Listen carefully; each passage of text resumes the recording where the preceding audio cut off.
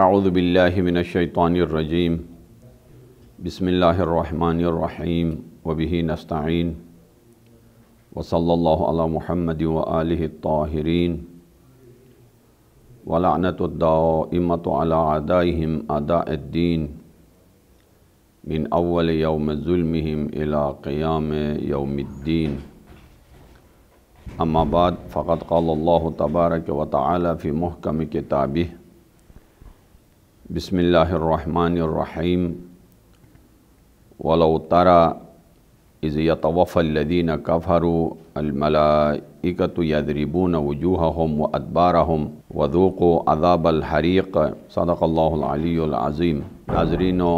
ناظرین و سامعین گرامی قدر، رب ذوالجلال آپ کو فکر رسا، ذوق ادب،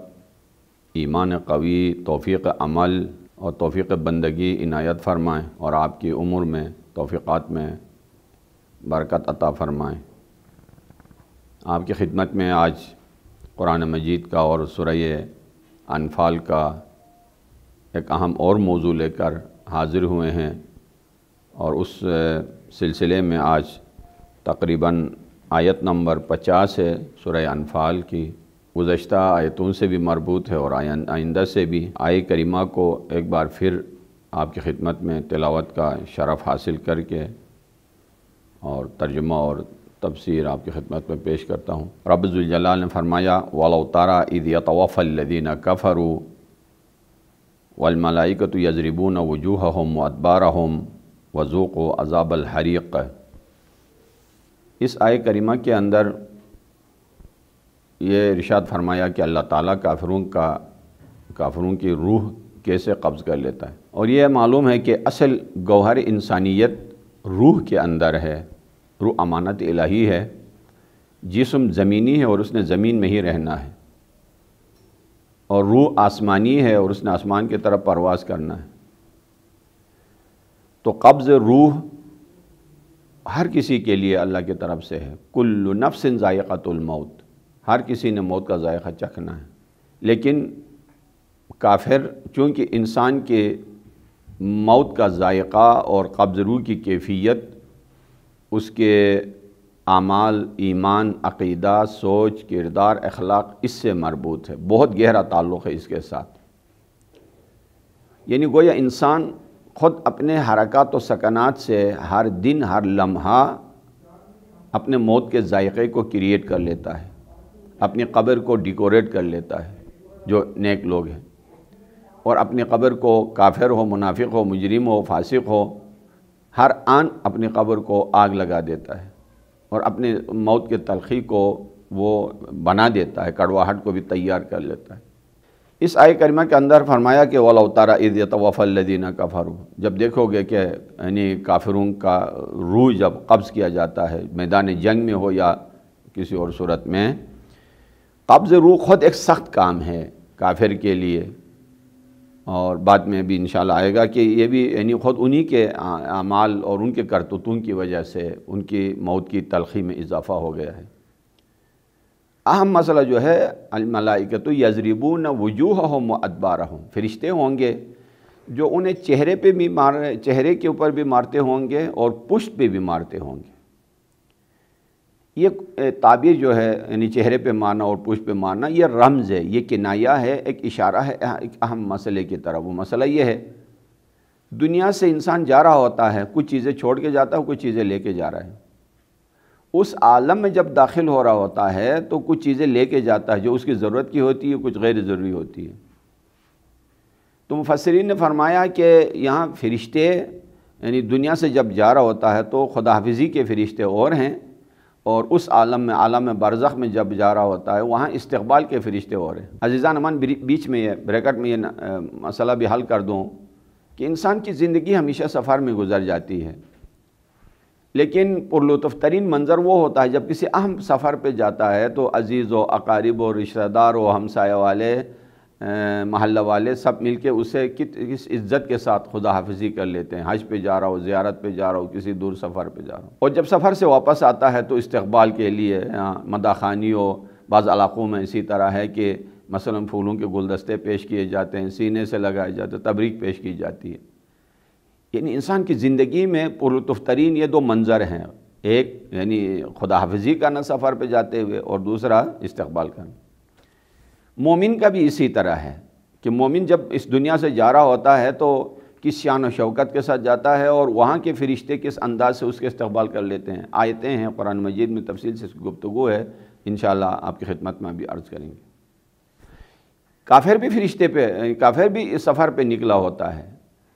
اس کا بھی دنیا سے یہاں سے رخصت ہونے کا انداز، اور وہاں قیامت میں فرشتے جو اس کے استقبال کریں گے اس کا انداز دیکھیں، یہی قیامت ہے اس کے لیے، یہی یعنی تلخ ترین منظر ہے اس کے لیے، موت سے تلخ ہے یہ منظر اس کے لیے۔ یہاں کے فرشتے ماریں گے، یضربون وجوہہم، وجوہ کو پہلے ذکر کیا ہے، وہ ادبارہم بعد میں آیا ہے، چہرے پہ بھی ماریں گے اور میں نے پشت پہ بھی۔ وہاں کے فرشتے ماریں گے عالم برزخ والے کہ کیوں خالی ہاتھ آئے ہو، کیوں اس کیفیت کے ساتھ آئے ہو، کیوں کفر کی تاریکی کے ساتھ آئے ہو، یہ جگہ کافروں کی نہیں ہے، یہ جنت ہے، یہ مقام عظمیٰ ہے، یہاں اس کیفیت میں کیوں آئے ہو، کیا لے کے آئے ہو، تم نے اللہ سے ملنا تھا، مالک یوم الدین سے ملنے آئے ہو، تو اس کیفیت کے ساتھ کیسے؟ یہ کہہ کے وہاں کے استقبال کرنے والے فرشتے اس کے چہرے پہ ماریں گے۔ اور جب یہاں سے جا رہا ہوگا تو خالی ہاتھ جا رہا ہے، دنیا یہاں رہ گئی، وہاں کے سامان سفر میں سے اس کے پاس کچھ تیار نہیں تھا، تو یہاں خدا حافظی بھی اس کی بہت ہی بدترین طریقے سے ہوگی، اور اس عالم میں جب قدم رکھے گا تو بدترین طریقے سے اس کا استقبال ہوگا۔ اور دونوں امور میں، یہاں کے خدا حافظی میں اور وہاں کے استقبال میں لمحوں کا فاصلہ ہے، یہیں سے جا رہا ہوتا ہے، جب نفس اس کی جان نکل رہی ہوتی ہے، یہی یعنی خدا حافظی کا موقع ہوتا ہے، اور جب جان نکل رہی ہے اسی وقت وہاں کے فرشتے اس کے روح کو استقبال کر رہے ہوتے ہیں، گویا دونوں صورتوں میں تلخ ترین زندگی اس کی گزر جاتی ہے۔ اور ساتھ میں صرف ماریں گے نہیں، ساتھ میں ایک اذیتناک جملہ بھی اسے سنائیں گے جو اس کو بہت ہی تکلیف دے گی۔ وہ کہیں گے ذوقوا عذاب الحریق، جلانے والا ثواب، عذاب، جلانے والے عذاب کے ذائقے کو چکھ لو، جلانے والا۔ جلنے کا نام سننا آسان ہے، لیکن اسے معلوم ہوتا ہے کہ جسے کبھی کسی خدا نہ کرے کبھی آگ نے کسی کو تکلیف دی ہو، یا بجلی کی کرنٹ کسی کو لگ گئی ہو، یا کسی کے اوپر کوئی مثلا چنگاری لگی ہو، حرارت یعنی آگ کی کیسی ہوتی ہے، اور اس کی یعنی انسان کو درد اور شدت کا علم کیسے احساس ہوتا ہے۔ اس میں یعنی فرمایا کہ یہ کیفیت ہے، اور بہت ساری باتیں ہیں کہ قبض روح کے بارے میں مومن کی ہو یا دوسرا افراد کی، قرآن مجید نے 3 قسم کی کیفیت بتائی ہیں۔ اللہ پہلی قسم ہے جو سب سے اہم ہے، اللہ یتوفی الانفس، کہ سب سے پہلے اللہ ہے کہ جو نفس انسان کو یتوفا، جو لے لیتا ہے۔ یتوفا کے معنی ہے پورا حساب کر لینا، لیکن یہاں پر قبض روح کے معنی میں آیا ہے، روح قبض کر لینا۔ اللہ یتوفی الانفس، خود خداوند کریم لوگوں کے یعنی نفوس کو قبضہ کر لیتا ہے، یعنی جان لیتا ہے۔ دوسرے نمبر پر آیا ہے کہ یعنی الذین تتوفاہم الملائکہ، فرشتے ہیں جو ان کے روح کو قبض کر لیتے ہیں۔ فکیف اذا توفتہم الملائکہ یضربون وجوہہم وادبارہم، یہ یعنی جس طرح اس سورہ میں آیا ہے، سورہ انفال کے اندر یہی انداز سورہ محمد میں بھی گزرا ہے کہ یضربون وجوہہم وادبارہم، وہاں بھی گزرا ہے کہ فرشتے ان کے روح کو قبض کر لیتے ہیں۔ اور تیسری جگہ ہے یتوفا، ملک الموت کا نام آیا ہے، وہ آیت بھی مکمل آپ کی خدمت میں انشاءاللہ جب آئے گی تو اللہ یتوفا، سورہ سجدے کی آیت نمبر 11 ہے کہ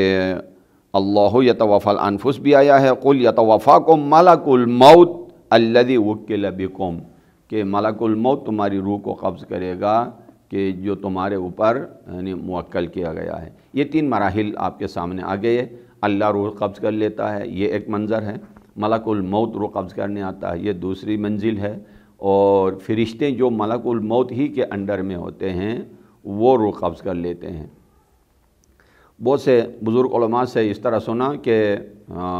شاید بعض کتابوں میں بھی ہے، یہ شاید اور علماء کا حوالہ اس لیے دے رہا ہوں کہ حالت روزے میں یعنی اگر کوئی روایت کسی حکایت کو نقل کرنی ہو تو ذمہ داری کتاب کے اوپر، راوی کے اوپر وغیرہ ڈالنا ہوتا ہے۔ روزہ رکھ کے اگر نسبت غلط ہو سکتا وہ روایت صحیح نہ ہو یا حکایت صحیح نہ ہو، تو ذمہ داری آ جاتی ہے اور روزے کی کیفیت پر بھی اس کا اثر پڑتا ہے۔ علماء کرام سے بھی سنا ہے اسی طرح، اور بعض کتابوں میں بھی اسی طرح ہے۔ ابراہیم خلیل علیہ السلام نے اسرائیل سے پوچھا کہ بتاؤ کافر کی روح کیسے قبض کر لیتے ہو؟ اسرائیل نے فرمایا کہ مجھے نہیں دیکھ سکو گے۔ آپ اندازہ کیجئے کہ شیخ الانبیاء ہے ابراہیم خلیل، بعد از پیغمبر اسلام علیہ السلام، انبیاء و مرسلین میں افضل ترین، بالا ترین، اہم ترین مقام پر، حیثیت پر ہے۔ ان سے اسرائیل نے کہا مجھے نہیں دیکھ سکو گے۔ ابراہیم خلیل علیہ السلام نے فرمایا نہیں، کوشش کروں گا، آپ دکھائیے کہ کس چہرے پہ ساتھ آ کے کافر کی روح قبض کر لے تو۔ ابراہیم خلیل سے اسرائیل نے کہا ادری الوجہ، چہرے کو ذرا ادھر موڑ دیجئے، ادھر موڑا۔ اس کے بعد اسرائیل نے کہا مجھے دیکھ لیجئے۔ جب ابراہیم خلیل کی نظر پڑ گئی اسرائیل کے اوپر، اس کیفیت کے ساتھ جو آیا، جس میں اس چہرے کے ساتھ آیا جس میں کافر کی روح قبض کر لیتا ہے، تو ایک بہت بزرگ عالم دین سے میں نے سنا ابراہیم خلیل چیخ کے بے ہوش ہو کے زمین پہ گر گئے۔ جب ہوش میں آ کے کہا کہ اس طرح آتے ہو کافر کی روح قبض کرنے؟ کہا ہاں اسی طرح آتا ہوں۔ تو فرمایا کہ اگر اس کیفیت کے ساتھ آ کے روح قبض کر لیتے ہو تو اس کو جہنم میں ڈالنے کی ضرورت نہیں، صرف ایک منظر تجھے دیکھنا ہی کافی ہے، یعنی گویا آپ کو دیکھنا ہی یعنی جہنم کا وہ ذائقہ چکھ رہا ہوگا۔ اس کے بعد پوچھا کہ مومن کی روح کیسے قبض کر لیتے ہو؟ تو ابراہیم خلیل کے کہنے پر اسرائیل علیہ السلام اتنی خوبصورت جمال اور کمال صفات کے ساتھ مجسم جنت بن کے سامنے آ گیا۔ ابراہیم خلیل اس کو دیکھ کر حشاش بشاش ہو گئے اور کہنے لگے اگر مومن کی روح قبض کرنے اس کیفیت میں آتے ہوئے اس صورت میں، تو اگر وہ جنت نہ بھی جائے ایک منظر تجھے دیکھنا کافی ہے۔ یہی ہے عزیزان امان، اس قسم کی تعبیرات قرآن میں بہت زیادہ ہیں۔ یہ وہ لوگ ہیں کہ جو نیک لوگ ہیں جن کے روح کو قبض کرنے فرشتے مختلف صورت میں آتے ہیں، اور کچھ یعنی اس سے پہلے ہی یعنی موت کی کیفیت میں آغوش موت میں جانے کی ضرورت نہیں ہے۔ کچھ ایسے بھی لوگ ہیں کہ جو دنیا میں ہی ان پر فرشتے نازل ہوتے ہیں۔ ان الذین قالوا ربنا اللہ ثم استقاموا تتنزل علیہم الملائکہ، وہ لوگ جو یہ کہتے ہیں کہ ربنا اللہ، اللہ ہمارا رب ہے، اور اس عقیدے پر ثابت قدم رہیں اور مشکلات میں ان کے قدم میں لغزش اگر نہ آئے اور ثابت قدمی کے ساتھ رہیں، تتنزل علیہم الملائکہ، فرشتے ان پر دنیا ہی میں نازل ہوتے ہیں۔ یہی لوگ جب یہاں سے جاتے ہیں الذین تتوفاہم الملائکہ طیبین یقولون سلام علیکم، لا حول ولا قوة، کتنی لذیذ ہے یہ، کتنے لذت بخش ہے، کتنا میٹھا ہے یہ منظر کہ فرشتے اس مومن پر سلام کریں جب عالم برزخ میں داخل ہو، جنت میں داخل ہو، سلام علیکم ادخلوا الجنت بما کنتم تعملون، بما کنتم تعملون، جنت میں داخل ہو جائیے گا، لیکن یہ جنت، یہ صلہ اس عمل کا صلہ ہے، عمل کا بدلہ ہے جس پر تو نے عمل کیا، یہ تیرے عقیدے کا، خوش عقیدتی کا، یعنی نیک عقیدہ آپ نے رکھا، نیک عمل بجا لایا اور خلوص نیت کے ساتھ کیا، اللہ نے قبول کیا، تو یہ نتیجہ نکلا فادخلوها بسلام آمنین۔ یہ یعنی وہ افراد ہیں جو نیک ہیں، جن کے اوپر فرشتے آتے ہیں ان کے عمل کی وجہ سے۔ کچھ منفی چہرے بھی ہیں، نگیٹو چہرے ہیں، جن کے اعمال اور کردار کی وجہ سے ان کے اوپر شیاطین نازل ہوتے ہیں۔ حل انبئکم علی من تنزل الشیاطین تنزل علی کل افاک اسیم، کیا بتا دوں آپ کو کہ جن کے اوپر شیاطین نازل ہوتے ہیں، اور شیاطین جو ہیں یعنی تہمت لگانے والے اور گنہگار لوگوں پر شیاطین نازل ہوتے ہیں۔ ان شیاطین لیوحون الی اولیائہم لیجادلوا، شیاطین جو ہیں اپنے یعنی دوستوں کے ساتھ یعنی سرگوشی میں لگے رہتے ہیں۔ پس فرشتے جن پر نازل ہونے والے اور ہیں اور شیاطین جن پہ نازل ہونے والے اور ہیں، انہی کی طرف اشارہ کیا اس آیت کے اندر، جس کی ابھی تلاوت کا شرف حاصل ہوا کہ یعنی گویا وہ اپنے اختیار سے نکل جاتا ہے۔ اس بعد والی آیت میں فرمایا، سورہ انعام کی آیت نمبر 93 میں ہے کہ وَلَوْ تَرَى إِذِ الظَّالِمُونَ فِي غَمَرَاتِ الْمَوْتِ، کہ موت نے انہیں جب ڈھانپ لیا ہوگا، وَالْمَلَائِكَةُ بَاسِطُو أَيْدِيهِمْ، اور فرشتوں نے ملائکۃ باسطوا ایدیہم، اور انتہائی کھلے ہاتھوں کے ساتھ فرشتے آئیں گے، اخرجوا انفسکم، اور روح نکلنے کو حکم کریں گے، انفسکم اليوم تجزون عذاب الہون، ذلت والا عذاب تمہارے انتظار میں ہے، بما کنتم تقولون علی اللہ غیر الحق، اللہ کے خلاف ایسی باتیں کرتے تھے جو حق سے ہٹے ہوئے تھے، وکنتم عن آیاتی تستکبرون، اور اللہ کی نشانیوں سے تم استکبار کرنے والے تھے۔ یہ یہ ان کا انجام کیسا ہوگا، کیسے لوگ ہوں گے، اور ان کے عقیدے کا آخری یعنی مرحلہ اس انداز میں ان کے سامنے آئے گا۔ لیکن کچھ لوگ ایسے ہوں گے جن کے بارے میں فرمایا یا ایتھا النفس المطمئنہ ارجعی الی ربک راضیۃ مرضیہ فادخلی فی عبادی وادخلی جنتی۔ سبحان اللہ، ایسے بھی ہوں گے کہ جو خود نفس مطمئنہ بنیں گے اور انہیں آواز آئے گی فارجع الی ربک، اپنے پروردگار کی طرف پلٹ کے جا۔ کتنے خوش نصیب ہوں گے جو نفس امارہ سے بھی آگے بڑھ کر نفس لوامہ کی منزل بھی کراس کر کے نفس مطمئنہ کی منزل پہ جانے کے بعد یہی لوگ ہوں گے جو فرشتے ان کے استقبال کے لیے آئیں گے اور ان پر سلام بھی کریں گے، جنت کی خوشخبری بھی دیں گے، جنت کا دروازہ بھی انہیں بتا دیں گے۔ اسی کو کہتے ہیں ذائقۃ الموت کا ذائقہ چکھنا۔ اگرچہ ہماری عام عوامی گفتگو میں مومنین جب کسی کے ہاں تعزیت تسلیت پیش کرنے جاتے ہیں تو یہی کہتے ہیں کل نفس ذائقۃ الموت، یعنی ہر کسی نے مرنا تھا، آپ کا عزیز بھی مر گیا، فلانی کا ہمارا بھی مر گیا، حوالہ دیں گے کہ لوگ آتے ہیں جاتے ہیں اس دنیا میں۔ لیکن ذرا گہرائی میں نہیں جاتے ہیں، اس آیت کی گہرائی میں جائیں کہ ذائقۃ الموت ہے، چکھنا ہے۔ یہ چکھنے کی کیفیت میں نے اس آیت کو آخر میں اسی لیے رکھا ہے کہ پہلے دو یعنی موت کی کیفیتوں کا بیان ہوا کہ چکھنا کیا ہوتا ہے۔ انسان اپنی زندگی کو چکھ لیتا ہے، اپنی نچوڑ کو چکھ لیتا ہے، اپنے حیات کو چکھ لیتا ہے، اپنے عقیدے کو چکھ لیتا ہے۔ یہ آیت قبر کے کتیبے پہ لکھنے کی نہیں ہے، یہ اپنے زندگی کے گردن میں لٹکانے کی ہے، یہ منشور حیات بنانے کی آیت ہے، یہ آئین نامہ مملکت بنانے کی آیت ہے، یہ ملک کے بڑے بڑے عہدیداروں کے سامنے لکھ کے رکھی جانے والی آیت ہے کہ کل نفس ذائقۃ الموت، ہر کسی نے موت کا ذائقہ چکھنا ہے۔ واقعاً ایسا ہی ہے، موت کے ذائقہ چکھنے کے لیے انسان کو تیار ہونا تو ہے، لیکن چکھنا بھی غیر اختیاری ہے۔ وہاں پھر یہ نہیں کہہ سکے گا کہ میں نے موت کا ذائقہ چکھنا نہیں ہے، انسان کے بس کی بات نہیں ہے۔ مرنا اور جینا انسان کے اختیار میں نہیں ہے، عزت کے ساتھ مرنا اور ذلت کے ساتھ مرنا انسان کے اختیار میں ہے، جہنم کے لیے جینا اور جنت کے لیے جینا انسان کے اختیار میں ہے، حالت ایمان میں مرنا اور کفر کی حالت میں مرنا انسان کے اختیار میں ہے، ایمان اور تقوی کے ساتھ مرنا اور نفاق کے ساتھ مرنا انسان کے اختیار، یہ ساری چیزیں اختیاری ہیں، لیکن مرنا اور جینا انسان کے اختیار میں نہیں ہے۔ عزت کے ساتھ جینا انسان کے اختیار میں ہے، اور جیسا کہ مثلا ان صلاتی و نسکی و محیای و مماتی للہ رب العالمین جس نے کہا ہو، اس کے موت کا ذائقہ کیسا ہوگا؟ ان الملوک اذا دخلوا قریۃ افسدوها وجعلوا اعزۃ اہلها اذلہ، کہ کہیں پر جہاں بھی جاتے ہیں کچھ لوگ فساد پھیلا کے تباہی مچا کے عزت والوں کو ذلیل کر کے رکھ دیتے ہیں، ان کے موت کا ذائقہ کیسے ہوگا؟ عربی شاعر نے موت کے بارے میں کہا کہ قد خفقت عند راسی، اس نے کہا کہ قد انشبت المنیۃ اظفارہا، موت کے درندے نے میرے اوپر اپنے پنجے گاڑ دیے ہیں۔ عزیزان من، یہ اس کی سوچ ہے، اس کے عمل نے موت کو درندہ بنا دیا ہے۔ لیکن ماہ رمضان ہے، آئیے دعائے ابو حمزہ سمالی امام سجاد علیہ السلام اسی ماہ رمضان کی اسی دعا کے اندر انہی آیتوں کی روشنی میں موت کی تصویر امام سجاد علیہ السلام کیسے پیش کرتے ہیں؟ فرماتے ہیں الہی قد خفقت عند راسی اجنحۃ الموت، پروردگار میرے سرانے پر موت کے پرندے نے اپنے پر بچھا دیے ہیں۔ سبحان اللہ، سلام ہو اس امام معصوم کے اوپر کہ کیا تصویر پیش کی ہے موت کے بارے میں،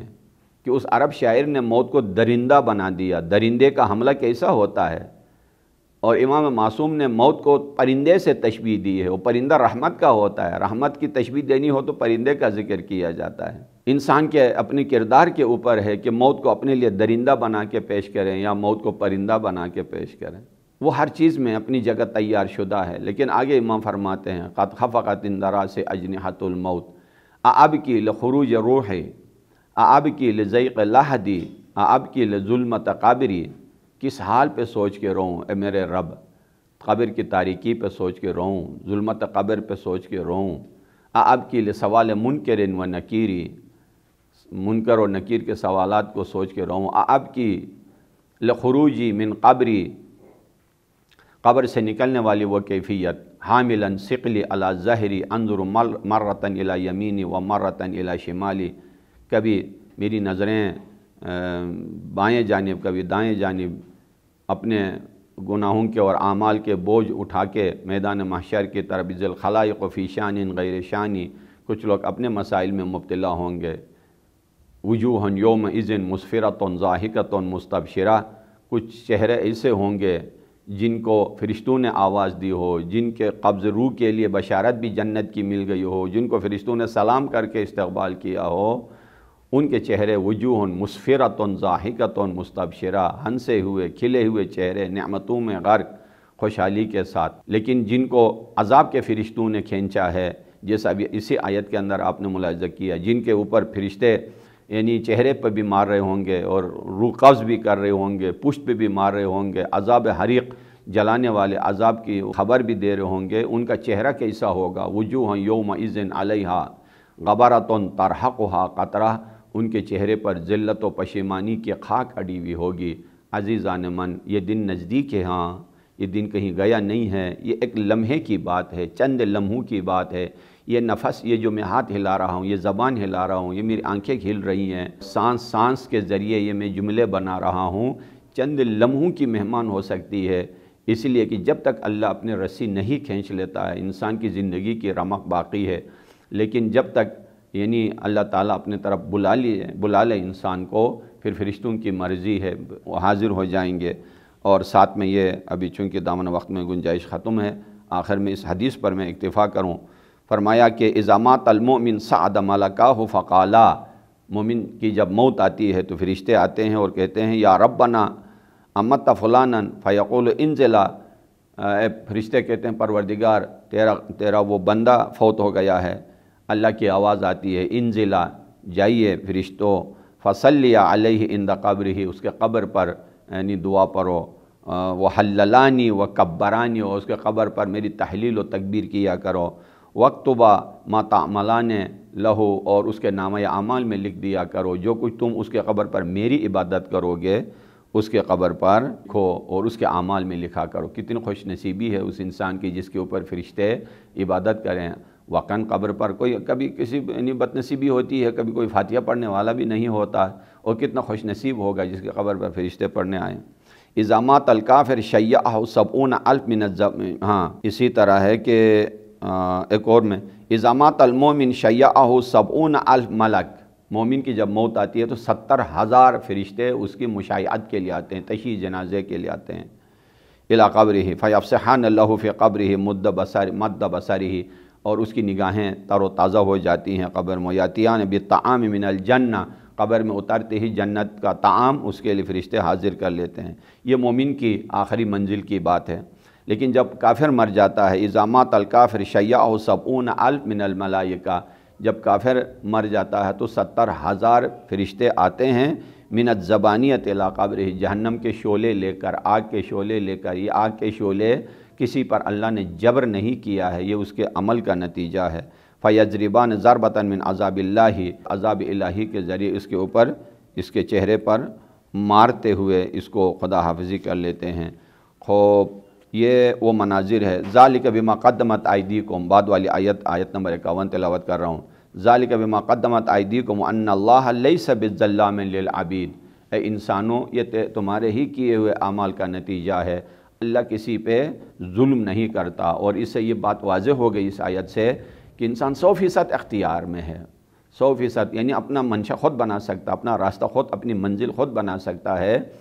اور ورنہ قیامت کے دن بندہ یہ کہہ سکتا ہے پروردگار جو کچھ کیا میں نے تیرے اختیار سے کیا، تیرے جبر سے کیا، مجھے جہنم کیوں ڈالا جا رہا ہے؟ اللہ کسی کا بہانہ یا کسی کی عذر سننا نہیں چاہتا ہے، رب ذوالجلال سنانا چاہتا ہے، اے میرا بندہ میں نے یعنی